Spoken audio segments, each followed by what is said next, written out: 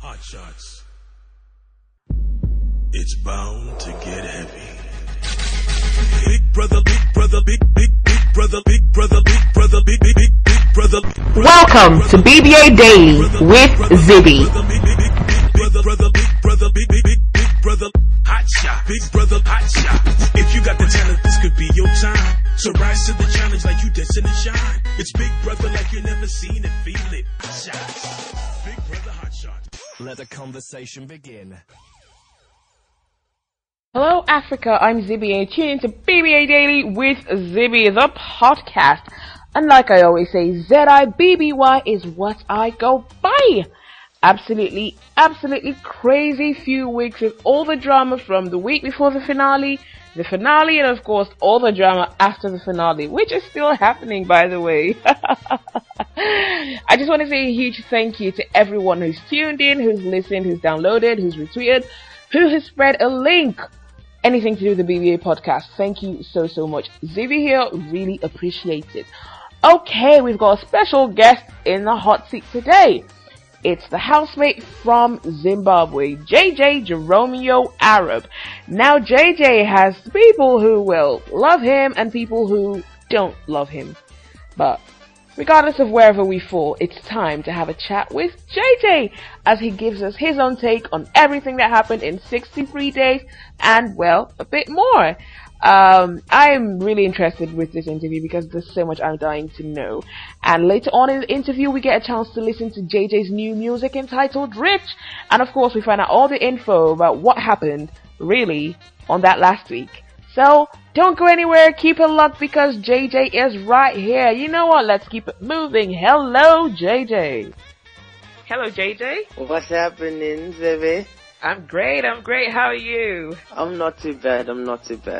Awesome.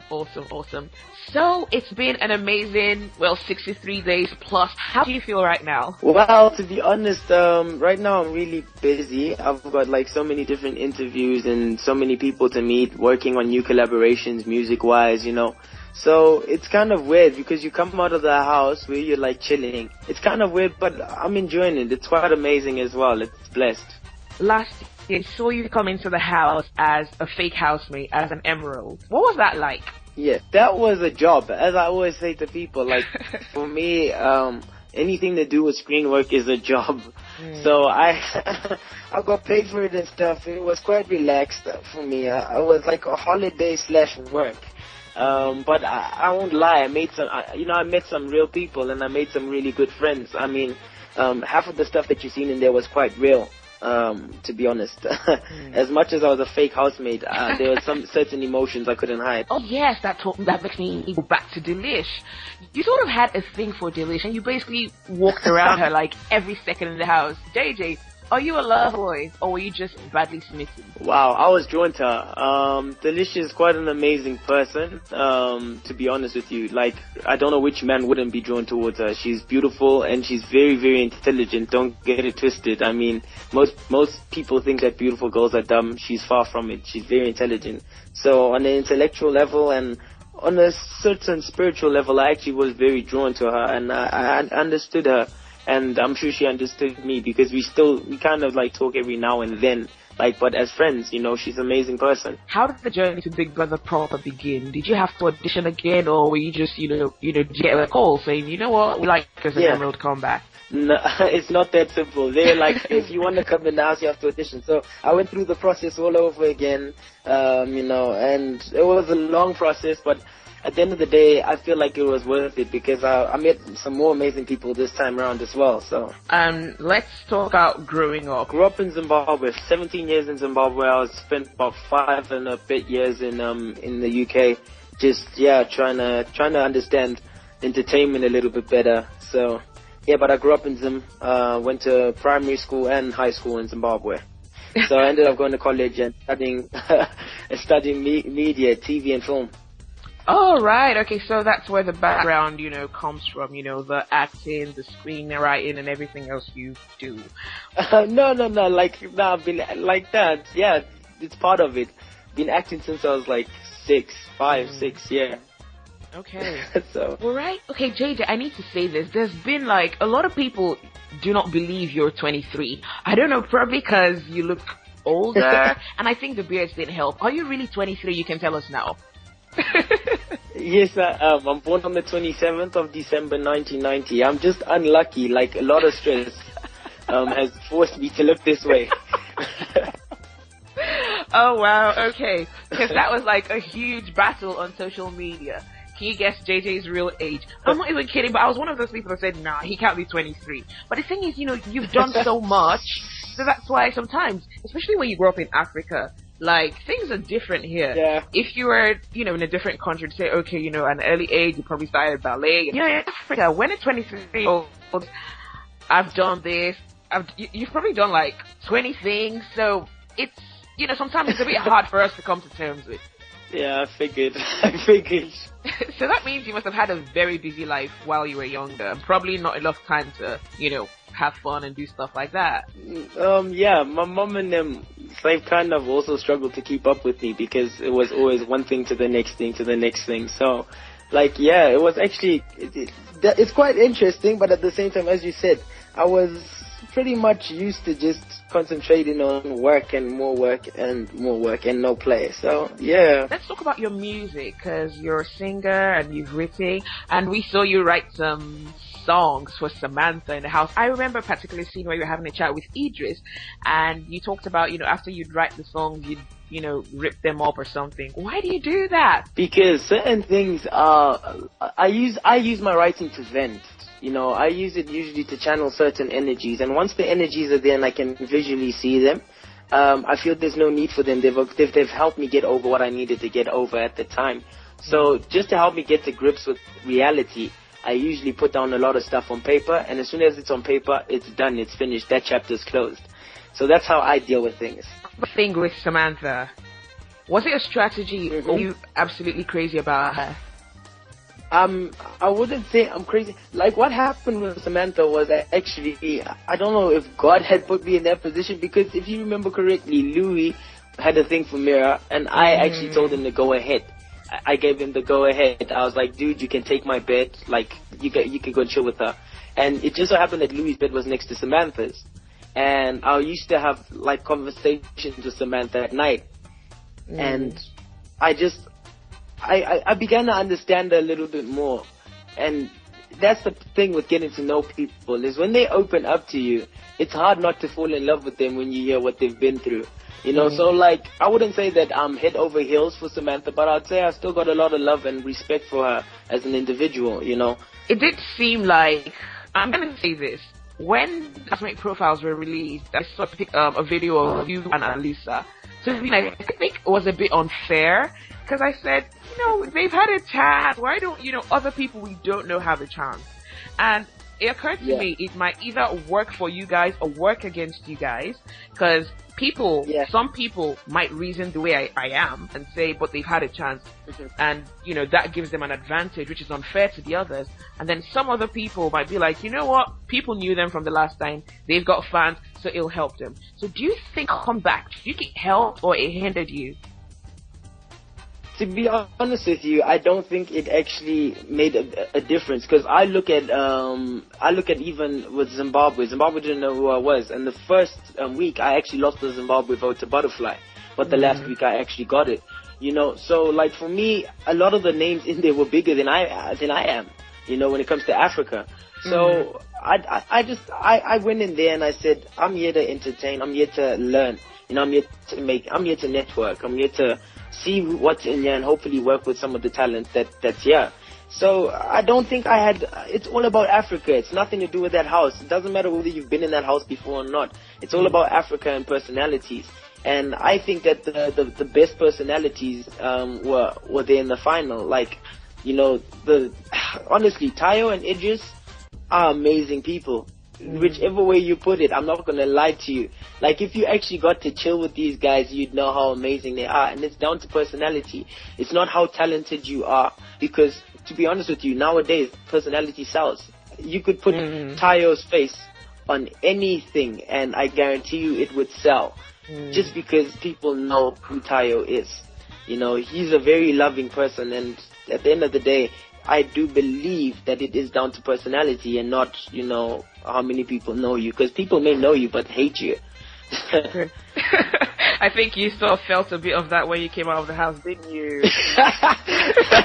No, and what's funny is, you know what, like, I honestly, I was like biting my tongue when I read some of these things. I was like, wow, okay, deep. But you have to understand that people are venting. Like, you know, I understand that they edit the show a certain way and they don't show you everything, you know. So I bit my tongue and I was like, it's cool.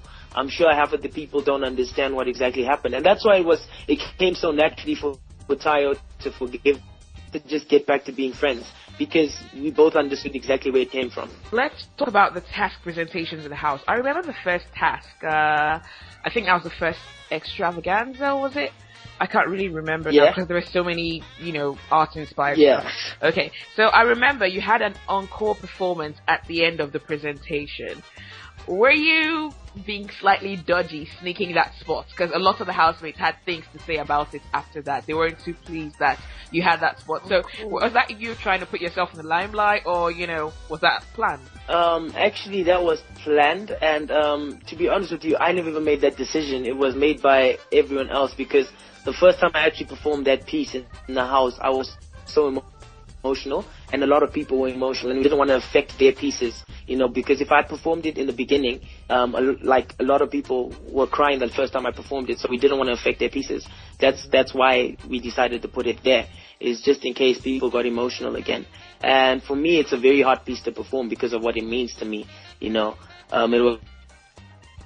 It was the first time me sharing something so in depth. I honestly, usually when I write party songs and love songs to do with like girls and stuff like that, but nothing to do with my mom and, you know, my biological mom or even my parents. I usually keep that away because that's a very sensitive topic for me. A lot of housemates had things to say. They said, oh, JJ was holding the attention. He was behind them and did the encore, forget the special time with Africa.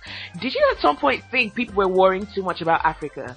Yes, I did. To be honest with you, like, for me, as I said, I went in there and it was a long audition for me. I explained the exact same thing to Tayo. I said, I'm here to show people that I'm more than just a singer, you know, more than just a rapper. I've done so much, and I want people to understand that as long as it's entertainment based, you can include me in it, you know, and I probably can work around whatever you need me to work around. So everyone that was like worried about what Africa thinks about this and what Africa thinks about that, at the end of the day, we were representing Africa. That's what we're in the house as Africans, you know. So I was like, let's live and let's enjoy each other's company. It's not like we're going to be here forever. In the house, I'm just going to list out, because one of my friends on Twitter, Z, you might probably have come across her handle. She listed a list of everything you've done. So I'm going to try to remember all the things you've done. And, you know, you tell me you actually really did them or how long you spent on them. So, JJ, you're a movie producer or stage producer, and you've been a bartender. Yes. You've played rugby. JJ, yes. This is endless. Yeah, I played for Bowden as a wing, and I used to bartend in Suede nightclub. I've also bartended in a Vienna karaoke bar, Manchester, the Lounge in London. There's a few bars all over Manchester that I've actually bartended in. Remember when the ex-housemates came in? Did you have any clue in your head they were fake? Or did you think, you know what, these people are here to take my money? Nah, I knew they were fake. Biggie cut out a lot of the stuff I was saying and I knew that Biggie would do that because I kept on telling all the housemates. If you see, there's so many times, even if you ask Tayo now, I used to say to Tayo, just chill. They're going on Sunday or they're going on Monday. Just chill. And he used to look at me and do the same. That's where our friendship kind of like grew. Because he realized like I had his back and he had mine, you know, so that's where it came from. That's where the Tayo JJ like friendship really like blossomed. But yeah, like I knew they were fake. I said it to Nklankla. I even caught Denzel out on the first night that they came in. Like it was funny because I was very chill. That's why I played along a lot of the time. So like I always used to say like people, I started getting called locust because I used to instigate situations. Yeah, and that was from Uchi. Uchi used to always call me locust, and I call him grasshopper because he's another instigator. Oh yeah, so he was an instigator. Yeah, we had fun with it. For us, it was a joke, and he knew I knew. So in the end, it was just like, you know what? Let's just enjoy ourselves and let's play along. All right, let's talk about the scene with Butterfly where you did some serious Zimbabwe bashing. At that point, remember when you and Butterfly had a conversation outside and you went hard in on Zimbabwe? Zimbabwe is the former housemate from Zimbabwe. Yeah, no. That was real. That couldn't have been acting, was it? What happened is, Zimbabwe kept on crossing certain lines, and it was a piss take. I knew that she wasn't gonna be there for long, but what it was is, like, she kept on picking on Butterfly's children, on Butterfly, and about, like, her having children and not being married, and all these things, and she doesn't understand Butterfly's story. Butterfly was married when she had the kids, and she just had gone through a breakup and a divorce. So now there you are picking on this woman that's, you know, picking herself up, and you just making her feel smaller. And she's from your country. She's trying to come up. Like, help her grow. So I couldn't understand why she was bashing Butterfly so hard. And she had done it with me, but like with me, I was like chilled about it. But when she started attacking, like, even like certain things she said to Ella, I was like, wow, Bimbai is on fire. Yeah, she went in the diary room and said, Biggie, I think I've pushed it. She actually openly said that she had done that because she knew what she was doing. So for me, it was like she was pushing the wrong buttons. But like Zimbai, I got so much respect for her, honestly, and Butterfly, you know, like, whatever happened in the house, I always say to people, it's at the end of the day, it's over, it's done with. Like, we getting on with our lives, you know. Like, even to this day, I always speak so highly of Zimbai now, especially after meeting her. You know, she's very wise, and she's amazing. During Zimbabwe's season, you know, a lot of people couldn't really stand her. They thought she was standoffish, a bit snobbish, and all of a sudden, I think the second time on Big Brother within this week, she sort of revamped herself, and everyone saw her in a totally different light as that, you know, successful young woman, and somehow she won Africa's heart. Your first time, you know, it was just for a short while, and then the second time you were on Big Brother, well, some things didn't go down well, and a lot of people were not happy. How do you think you can revamp your image?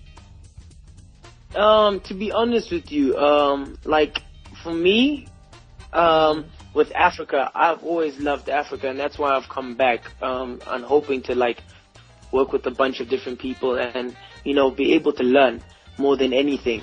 You know, and I am human at the end of the day, so there's certain things that I will do that probably won't be in line with, you know, what people think I should have done.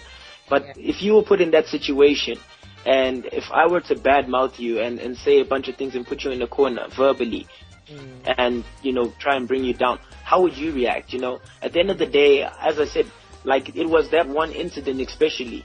And all I'd done is, when I reacted, is now afterwards, I actually did apologize. So even if it doesn't help my image right now, at the end of the day, it's not going to stop me from, like, pushing and trying to achieve my goals.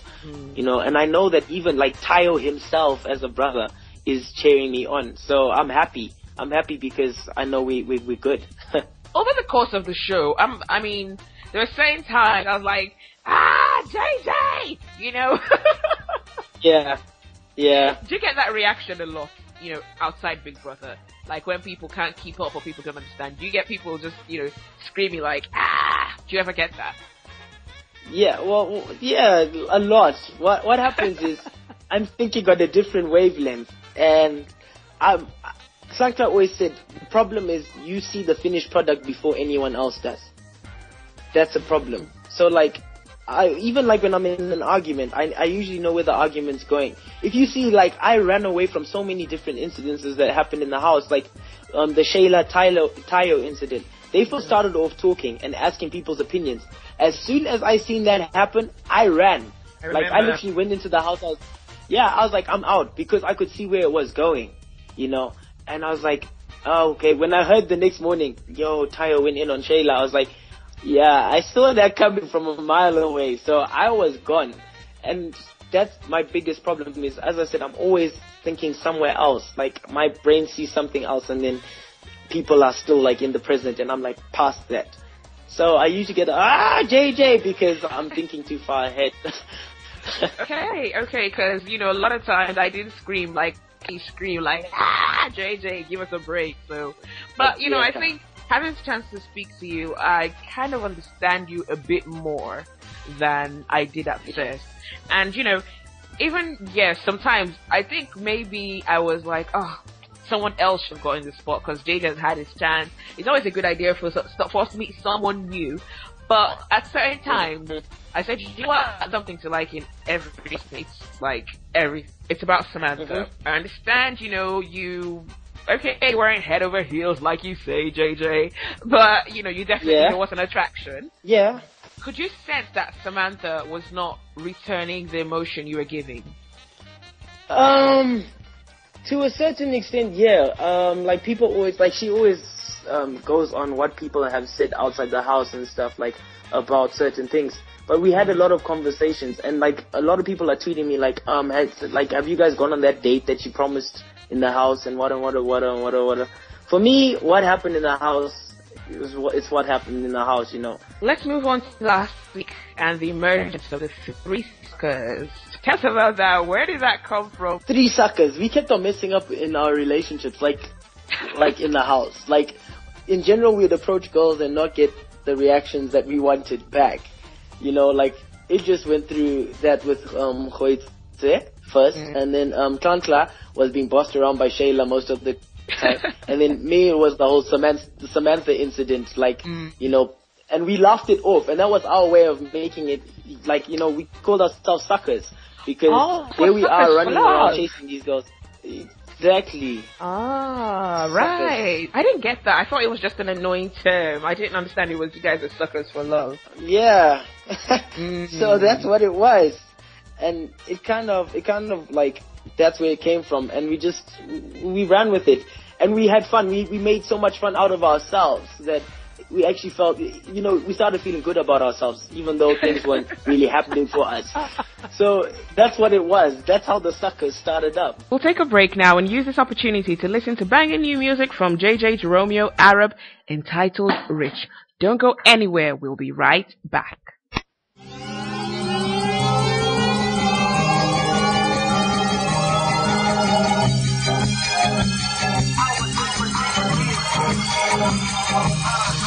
I dream of hoes like Miley Cyrus. Wake up next to Queen Latifah. Think she look like Queen Bee, but I've been on that f***ing reefer. Smoke it like a chimney. Addicted to the Hennessy. Sip, with the past. I was made for this lifestyle on blast. I was born to get cash. Party like I'm 18. Party like I'm killing it. Versace, man. I be on that make it shit. Walk it a Harley, I'm sorry. I be on that take it shit. What I gotta do to show you I ain't gon' quit. What I gotta do to show you I'ma be rich. What I gotta do to show you I ain't gon' quit. What I gotta do to show you I'ma be rich.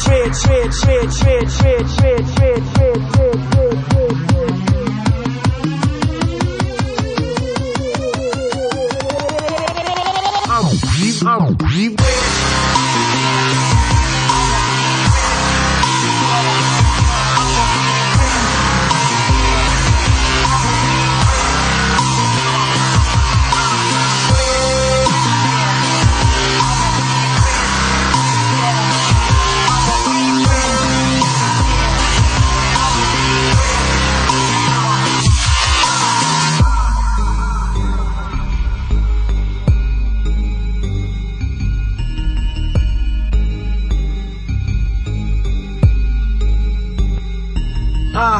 Alexander wearing Versace and Ralph Lauren. If your Rolex ticking, it's probably from Japan. Gucci this, Gucci that, Gucci go and make a get. You worried about fashion, that's why I'm killing that. In my Guns N' Roses wife beater, park the car, not pay for the meter. Straight leg jeans, Chuck Taylors from overseas. You compare me to your average, now I'm stacking peas like a Jew. With my crew, we chase the moolah like cheese. Guns N' Roses wife beater, park the car, not pay for the meter. Straight leg jeans, Chuck Taylors from overseas.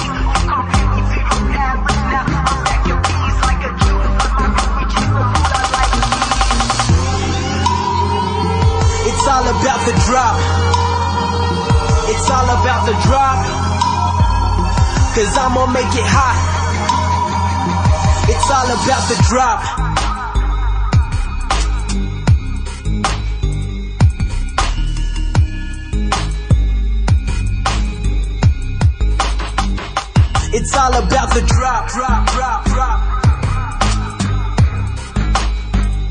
It's all about the drop.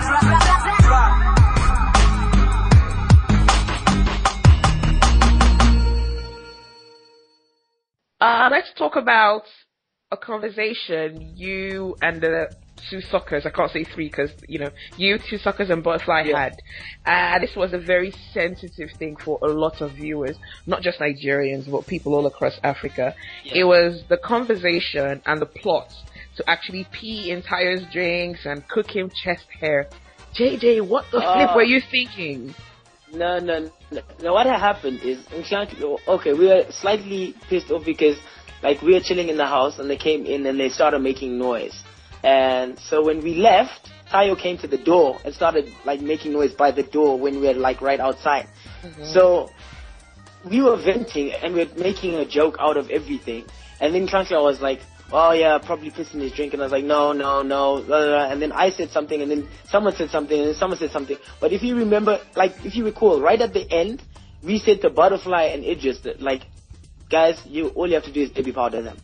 That's what it came down to. It was us venting, and as soon as we were done, it was a joke. Nothing was done. There was no peeing in drinks. There was no everything we said did not happen. None of it happened, except I think the baby powder. And it was just people venting. It's those evil thoughts that you have, oh man, I hope he trips after he says that. It was one of those. And then it was okay guys, now realistically, what are we gonna do? Okay, let's baby powder them. That's because you're not I'm sorry. If you ask Nklanhla now, the amount of times he wanted to baby powder someone or do this or put paint on that. I had some crazy ideas to do it, putting paint right by their bedsides and stuff. And he wanted to do that. And I was like, no dude, don't. Nah, it's fine. Let's leave it at that. We're having a good time now. And then Butterfly got me the next day with caramel. And you weren't too happy. The pranks. No, I was chilled. Yeah. I laughed. I was happy. Honestly, I was happy. If you ask Butterfly, even to this day, I still commend her on it. I'm well done. You finally, you're officially a sucker. You have been, after that, I can't hate you. And that's why I couldn't understand, Nklanhla when he was pissed off at Tayo about the rotten egg. Tayo didn't know the egg was rotten. And he actually egged Nklanhla and everything was smelling really bad. So Nklanhla comes to the shower, and then while he's showering, he's like, dude, nah, after this, so when Tayo came in, I said to Tayo, I was like, but dude, you the one that was saying if we get you, you're not gonna be happy and what. So we left you alone last night. Why did you get involved in Butterfly was doing what she was doing? And then he started going off on one, JJ, I'm not talking to you. And that's when he called me a bunch of names, really bad names. He called me I don't want to mention it on your podcast. Yeah, I understand. Yeah, he called me nigger, and all sorts of other funny names. And that's after he called me the final name to do with a baby born out of wedlock. Yeah, that's when I said openly to Idris, I was like, dog, but he's just had a kid out of wedlock.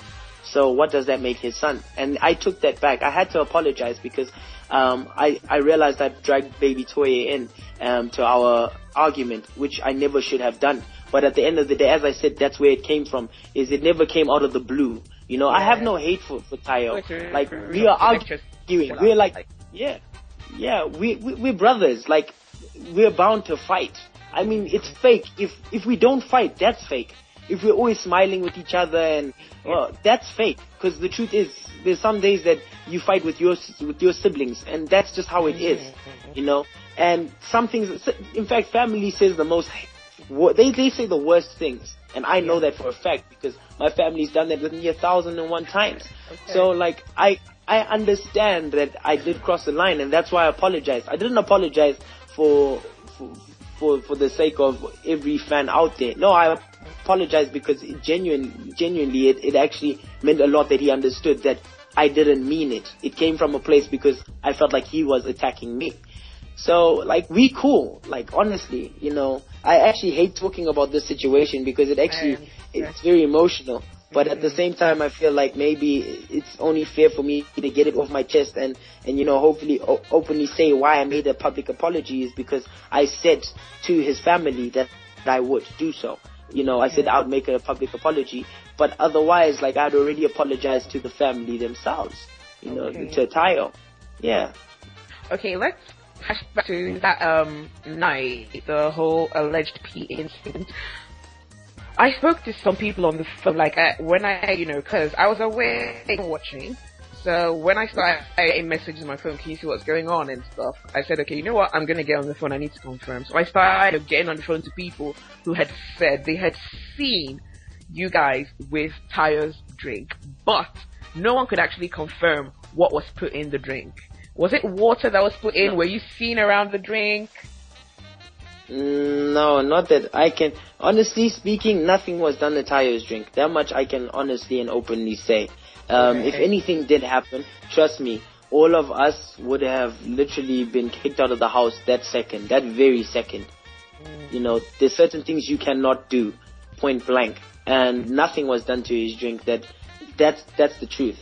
I mean, we have no access to any form of like substances or any form of pharmaceutical drugs or whatever people were thinking, like point blank. So nothing was done to Tayo's drink, and I would never be able to do that and carry on like being the person that I am. I'm not one of those people.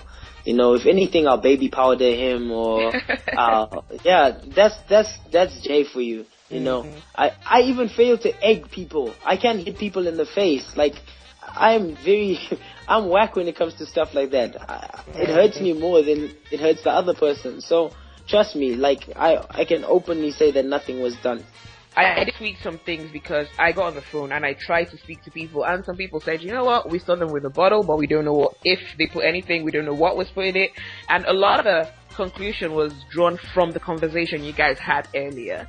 So I understand everyone is, everyone was paranoid, and in that situation, I think people are right to think that was what was done because, because of what was said earlier. Final night. Okay, JJ, I need to talk about this. Remember when you went into the diary room and you had Samantha's belts, Prometheus flag, and Lusa's flag? Was that a plea to get those? No, I promised. Like the first thing I said to Lusa when Lusa left is, I will carry you and represent you until the end. Lusa's like, that's the one thing I said. And that's why I kept this flag on me, like for big tasks or whenever I was doing like certain extravaganzas, I'd wear it. Prometheus, I said the same thing. Prometheus and I grew very close in the house. Like he understood me. Yeah, he was like my brother and stuff. And I said the exact same thing to him, is I will carry you until the end, And Samantha, I felt the exact same way because she had shared so much with me. And if people actually heard why I was in the house, is not because of the money, but because there's a lot of talented friends that I've lost, actors and all sorts, footballers and stuff overseas, like friends that I've lost, to violence, and they're not even part of the gangs, like Ricochet Bullets and stuff like that there. I mean, a lot of friends. So I was there representing a lot of people. I wasn't representing JJ. I was there for all the people that couldn't be there. And that's the person that I am. Is I've stopped living for me. I don't do anything for Jay no more. I do it for everyone else, and that's what Vimbai pulled me up on. She said it's all good, but in order for you to change the world, you first need to be like successful yourself, so that there's something for them to believe in. And it was the best advice I got, because now I was finally like, okay, so what am I going to do for JJ? And for the first time ever, like after the house now, I've actually given it a bit of thought, and I'm going to concentrate on my music and hopefully, go places with it. Did you really give out a Lamborghini or a Ferrari? I can't remember, one of those expensive cars though. Or was that just a joke? That was a joke. Like, some of the things that people take literally, like, honestly, if I had a Lamborghini or Ferrari, honestly, I would have sold it and bought myself a house or something. Like, I am very giving. Coming to the Big Brother house. Nah, what for? Like, honestly, if I could afford that, nah. Okay. All right. Okay. There's another statement I need to get clarification on. Can't remember who you were having a chat with, but you said when you play rugby, you age faster. JJ, tell me about that. No. When you play rugby, your body takes beatings like constantly, like your aches and stuff. Because that's what I was complaining about. Is I've got a lot of back injuries and knee injuries and stuff. So like I feel like an old person at times. Like if I get a back spasm, I can't get out of bed. Do you know what that feels like? That feels like you like 50, 60 years old. So that's where it came from. It wasn't like literally if you play rugby, your body ages faster. No, it's like your body takes a beating and it's painful. Yeah. Seriously, rugby is just terrible sport because I've read stuff and, heard of people that got paralyzed from the neck down. How the hell does anyone still play that sport? Well, I don't know. Like for us, it's especially for men, it helps you like get rid of all your anger and frustrations and stuff. Like it's a good way to channel your energy. But as I said, it comes. Yeah, like in the long run, it's actually not that good. No, it's not. It just scares me. And I mean, I can understand Klankla, because Klankla is really tall. But you're not so tall. You're quite little. And I'm like, how do you get caught up in those big guys? Like, that could kill. That's the thing. It was a challenge for me. I love challenges. And that's another reason why I push my body. Like, everyone doesn't understand. Like, I lift some of the heaviest weights in the house. Like I can bench more than Klankla can. I saw you, and I'm thinking, is JJ trying to kill himself on TV? Why are you doing that? I remember. Yeah.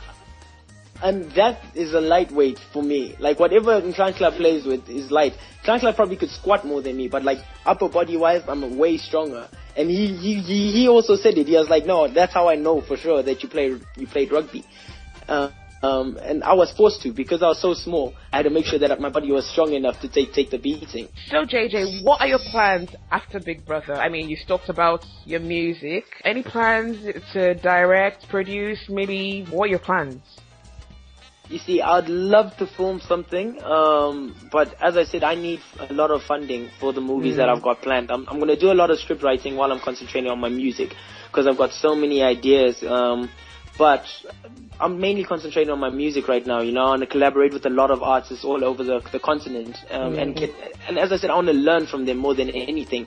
Like, JJ still got a lot of learning to do when it comes to these industries, I'm very new to them. So like, I want to go out there and collaborate with a bunch of artists and just learn from them and see why they are who they are, and be able to hopefully, add stuff to JJ, so that when I actually release the album by the end of the year, it's something that Africa is like ready to take on, and they're ready to love, because that's what I'm trying to do with this album, is make it for Africa.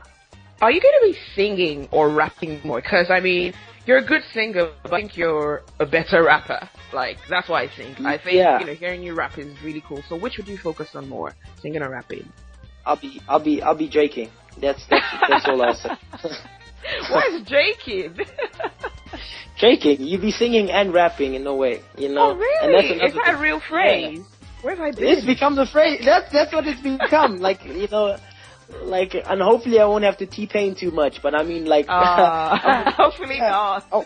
And I'm gonna start working on my actual full-on voice, because in the house my voice took a beating, from pushing it so hard. But I know for a fact, like, if I worked on my vocals and stuff, there's a lot of stuff that I'll release that people will be like, is that Jay? Yeah, so I'm gonna start working on some stuff, like, hopefully add that, like, Mikasa flavor as well. But as I said, I've got a lot of work and a lot of learning. Yeah, so I'm first gonna learn a lot, and then, hopefully give you guys an album that's worthwhile. Yes, definitely. We'll be looking out for that. Oh yeah, I'm gonna ask. I didn't watch this, but someone said something about you hanging out with Balotelli and, Premiership stars and stuff. Was that really true? Or was that a joke? I lived in Manchester, and I bartended in Suede, which is one of the biggest nightclubs in Manchester, if not the biggest. So a lot of the footballers come through. Yeah, Balotelli used to chill there when he was playing for City. Wright Phillips as well. And a lot of my friends are really big DJs there as well. Well, now it makes sense, because, now you've said it, because then I was like, oh, JJ, Nah, like, that's true say, man. Alright, that's wicked. That's the thing, cause sometimes we couldn't really tell when you were joking or when things were being exaggerated or when you were being serious, so I guess that's why a lot of people just, took stuff with that little pinch of salt. JJ, seriously, like, I had a different view of you in the house, and I'm outside. I'm gonna say I would commend the way you handled the negativity, cause you got a lot of it, and I'm one of those people. I sent you one sweet bill, just one. I still love everybody. Honestly, I love everybody that's been real, because you know what? At the end of the day, it just shows me how much you guys actually loved Tayo and stuff, and how much you love the fact that, because I think it's more people were shocked more than anything that I'd say something like that, and that's what hurt them more. So like, deep down from the bottom of my heart, as I said, like, I am genuinely sorry that it came out that way.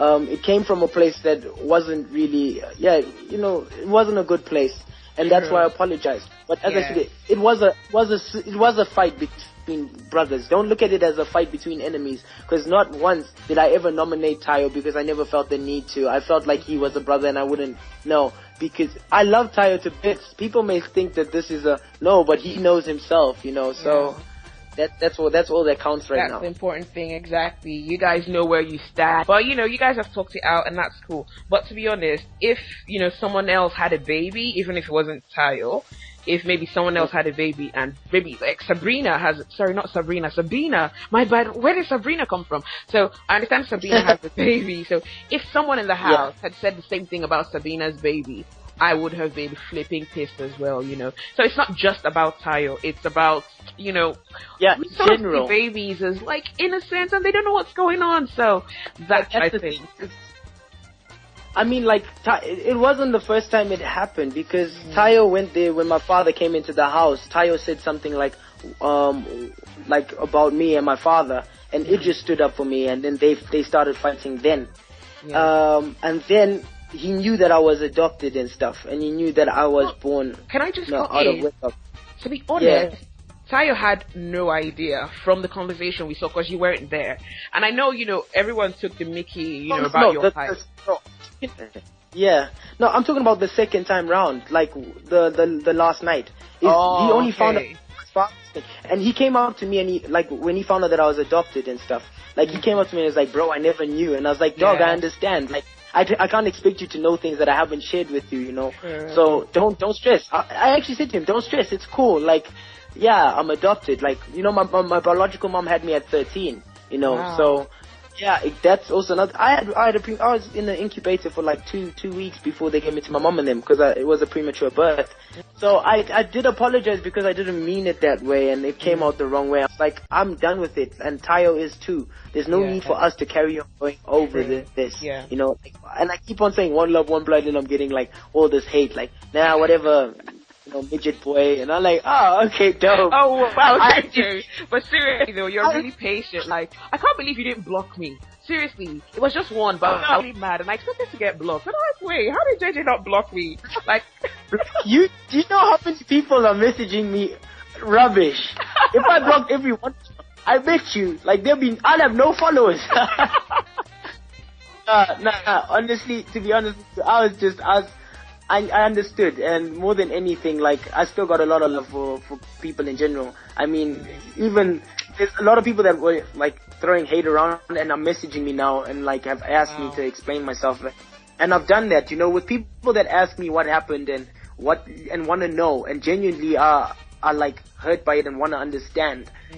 I always share the story with them, and I leave it at that. One love. One love. I mean, JJ, but you have to have noticed over the past few days, the level of hate you've received has drastically reduced. People now understand you more, because I think it's come from the way you've conducted yourself on social media. People now, people are like, oh, JJ, we need to give JJ love and stuff like that. And a few days ago, that wasn't the case. So it shows you're doing something right. It shows God doing something right. Oh, I think it's all God. Like, yeah. Honestly, because if I looked at myself, I never would have handled the situation the way I did. Like, I pray every day and every night, and I'm like, God, just please guide me. Like, I don't want people to look at me in this light. You know, you never put me in this position for people to put me, like, and make me feel that small. Yeah. You know, just pick me up, God. And He keeps on blessing me. Honestly, every day I'm getting more and more information. I'm making new contacts, new networks, you know, and people keep on like throwing like, oh, Tyre got 350K in my face, thinking that they're actually hurting me, and I'm like, dog, like, I'm trying to message. I'm like, dog, did you get it? Like, oh really? Okay. Yeah. What you doing next? Like, can I help with anything? Yeah. Like, do you want Zim? You know, do you want shows? What do I need to do? Like, I'm planning a holiday for him and his family because, like, and not just him, as I said, a lot of the housemates. Yeah, the truth is, a lot of the housemates went in the house and came out with nothing. And I feel like, hopefully, you know, getting a holiday out of it, you know, it will help them and pick them up and help them think that, like, help them push on. So that's what it is at the end of the day, is every time someone tweets me something and Tayo is doing well, trust me, I'm rejoicing. Carry on. God, keep on blessing him, please, abundantly. And more than anything, I know, because now it's going to help his family more than anything. It's nothing, there's nothing like that. Because now he's actually... Jay, why didn't we see this sweet part of you? You should have shown Africa more of this, because some people are not going to listen to interviews. Some people just watch Big Brother and that's it. They don't really know what's going on after, so they have the idea in people's heads. You had 2 months to show us this side of you. Why didn't you do it, Jay? That's down to the team and how they edit half of the stuff that goes on in that house. Big Brother, at the end of the day, is, as I said, it's a game show, it's a TV show, it's a reality show, and that stuff doesn't really sell, you know, for them. They need drama in the house and they be exciting. So they're gonna paint it a certain way and edit it a certain way. People are still throwing stuff that Idris had said in my face, like, oh, did you know that he said this in the diary room? I'm like, I don't really care. Yeah. BBA is finished. It's over. You know, let's move on. And it just, like, I'm hopefully gonna go and see him in Tanzania, like, over Christmas. So. Okay, JJ, I've absolutely loved speaking with you, and I'm sure a lot of people have a different picture about you. If there was something else you could just say, what would it be? Like, final words. Like, final words. The same thing I've been saying every diary session. One blood, one love, one Africa, man. Like, that's it. Stay blessed. Alright. Okay, thank you so much, JJ. I actually had a great time. I mean, I like your humor, you know. We've had those great moments, and I'm sure everyone sees you. A lot of people would see you in a different light and try to understand things that went on. Because we really needed to see this side of you. Because the side we saw wasn't what we expected to see. Thank you so much. Thank you. No problem. Any day for you. Any day. Thank you, JJ. And thank you so much for tuning in to this episode of the BBA podcast with Zibby.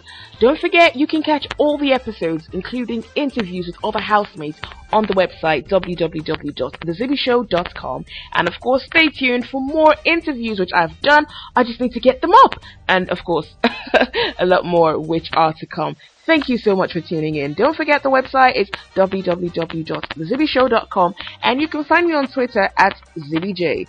Put your comments to me, send me an email, you know, just get in touch. I'd love to hear what you think. And I am out. Have a lovely day, Africa. Aloha.